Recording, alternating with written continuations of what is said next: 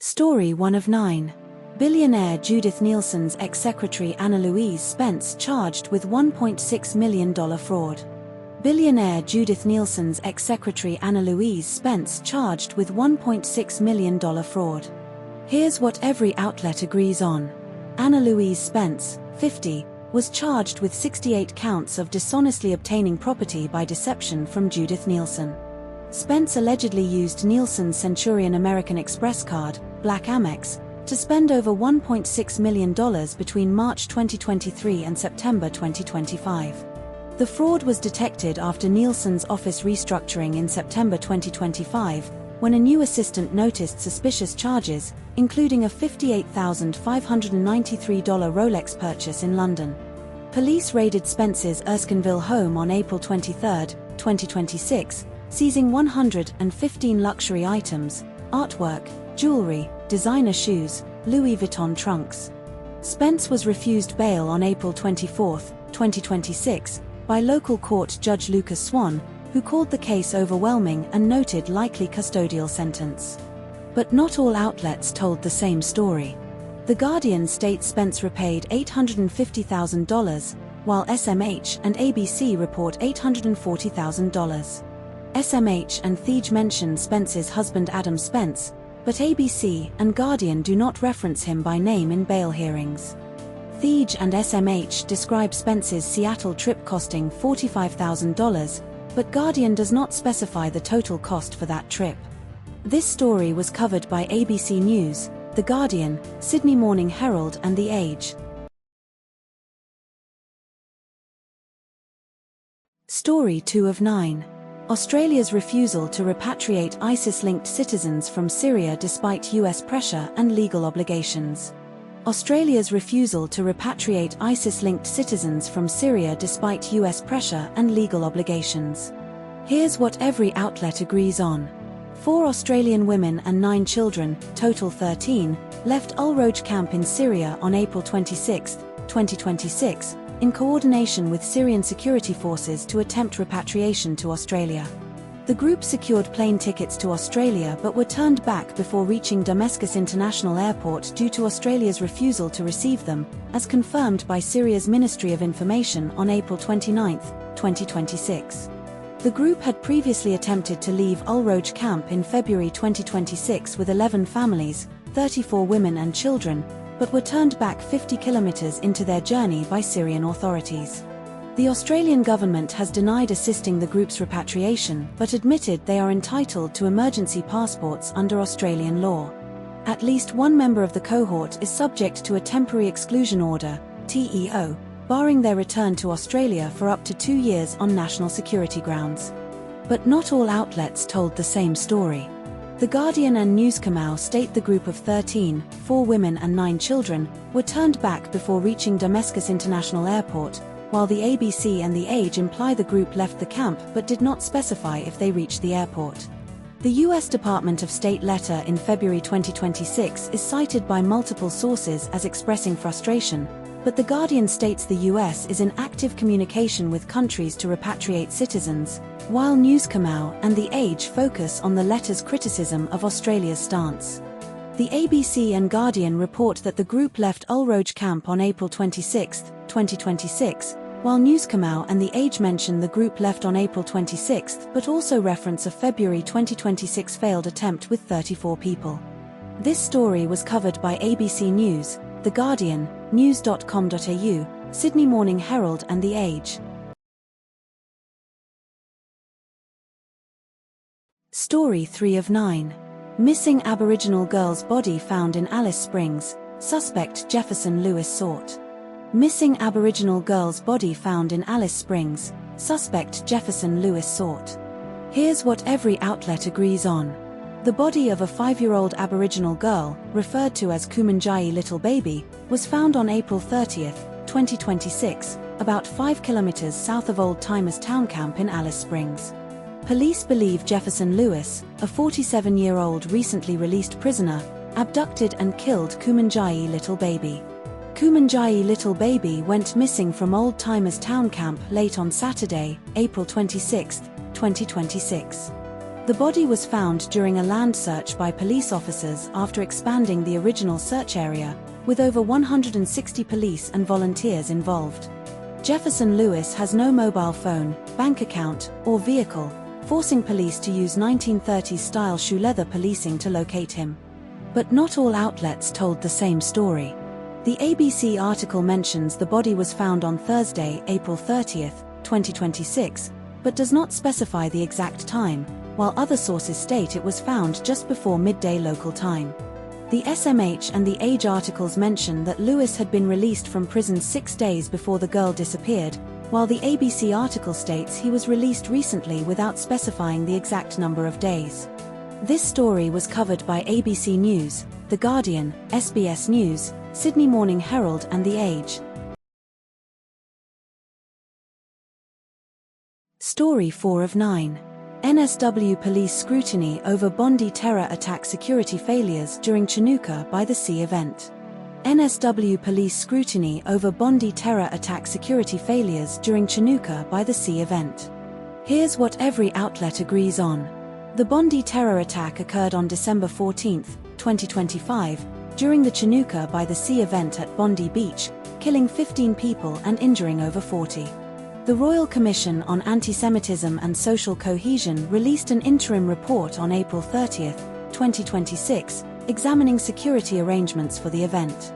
NSW police officers assigned to the event were told in an email 3 days before the attack, "No need to stay the entire duration, but your presence will ensure the community feels safe."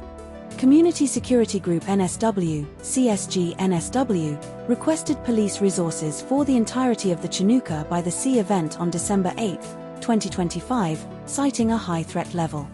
NSW Police Commissioner Mal Lanyon stated that officers had assessed possible threats to the event and that there was a roving police presence in the area before the attack. But not all outlets told the same story. ABC states NSW Police did not produce a written risk assessment for the event, while Newscomau does not explicitly contradict this but emphasizes that officers had assessed threats and there was a roving presence, implying some level of assessment was conducted.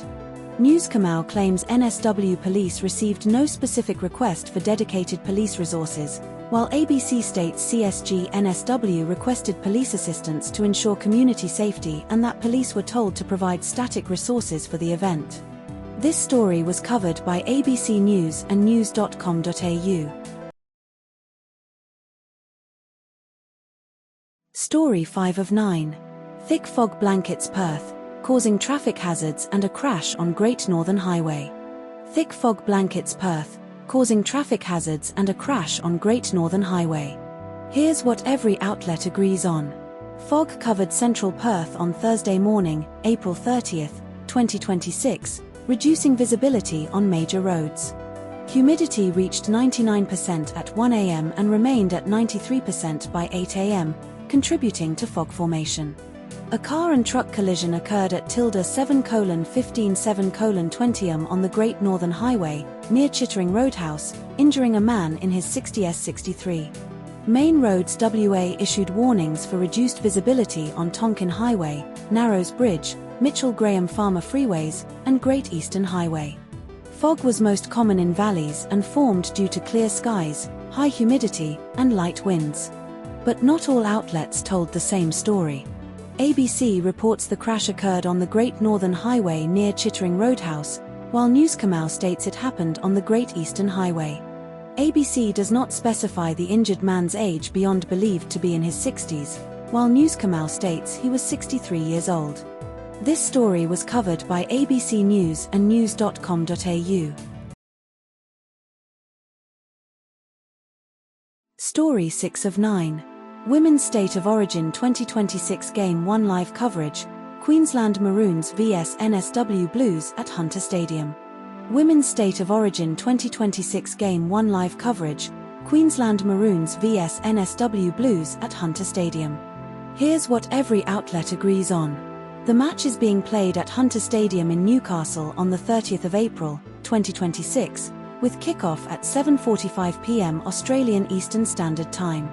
Queensland prop Mackenzie Will suffered a Category 1 head knock on the first play and was ruled out of the match, replaced by Otessa Puel. Queensland scored the first try of the match, with Otessa Puhle crossing for her Origin debut after coming on for wheel. NSW Blues have 14 players from their 2025 Women's State of Origin Series winning team in the starting lineup. Queensland has won both previous Women's State of Origin matches played at Hunter Stadium, Newcastle. But not all outlets told the same story. The ABC states Queensland has lost Game 1 in the past 2 seasons at Lang Park, Brisbane, while The Guardian does not mention this specific detail. The Guardian mentions a penalty to NSW due to bunker interference, but the ABC does not report this specific incident. The ABC highlights NSW's poor pass play leading to a 15-metre loss, while The Guardian focuses more on defensive errors and missed opportunities. This story was covered by ABC News and The Guardian. Story 7 of 9. Indian man brings sister's remains to bank to withdraw funds amid bureaucratic hurdles. Indian man brings sister's remains to bank to withdraw funds amid bureaucratic hurdles. Here's what every outlet agrees on. Jitu Munda, a 50 to 52-year-old man from Odisha, carried his deceased sister's skeletal remains to a bank in Kionjar district to withdraw money from her account. The incident occurred in Malaposi village, Kionjar district, Odisha, India. Jitu Munda's sister, Kulra Munda, died on January 26, 2026. Bank officials initially refused to process the withdrawal without a death certificate or proper authorization, insisting on the account holder's presence. Indian Overseas Bank, parent of Odisha Grameen Bank, denied demanding the physical presence of the deceased but confirmed third-party withdrawals require valid documents, including a death certificate. But not all outlets told the same story. The Guardian says Munda is 52, but Newskamau reports he is 50. The Guardian uses the name Jitu Munda, while Newskamau uses Jitu Munda, though both refer to the same individual. Newskamau states Munda was in an inebriated condition during the incident, which The Guardian does not mention. This story was covered by The Guardian and news.com.au. Story 8 of 9. Israeli interception of global Sumud flotilla carrying Australians to Gaza. Israeli interception of global Sumud flotilla carrying Australians to Gaza. Here's what every outlet agrees on. The global Sumud flotilla was intercepted by the Israeli Defense Forces, IDF, in international waters off the coast of Crete, Greece. At least 6 Australians were detained by the IDF after their boats were intercepted, including Zach Schofield, Ethan Floyd, Neva Connor, Dr. Bianca Pullman-Webb, Suya McEwen, and Cameron Tribe. The flotilla consisted of more than 50 boats that set sail from Marseille, France, Barcelona, Spain, and Syracuse, Italy, in recent weeks. The flotilla was attempting to deliver humanitarian aid to Gaza, which remains under an Israeli naval blockade. Israel's ambassador to the UN, Danny Danon, described the flotilla as provocative and confirmed its interception. But not all outlets told the same story. The ABC reports 21 boats were intercepted, while The Guardian states 22 boats were intercepted. The ABC mentions 14 Australians set sail, with 6 detained, while The Guardian specifies only 2 Australians, Mokoto and Watson, remained sailing after interception, implying a possible discrepancy in total numbers or status. The ABC states the flotilla was intercepted off the coast of Crete, while The Guardian specifies international waters west of the Greek island of Crete, which may imply slight differences in geographic framing. This story was covered by ABC News and The Guardian. Story 9 of 9. India overtakes UK as top migrant birthplace in Australia. India overtakes UK as top migrant birthplace in Australia. Here's what every outlet agrees on. Indian-born residents in Australia number 971,020, surpassing the UK-born population of 970,950. 32% of Australia's population is now born overseas, according to the Australian Bureau of Statistics, ABS.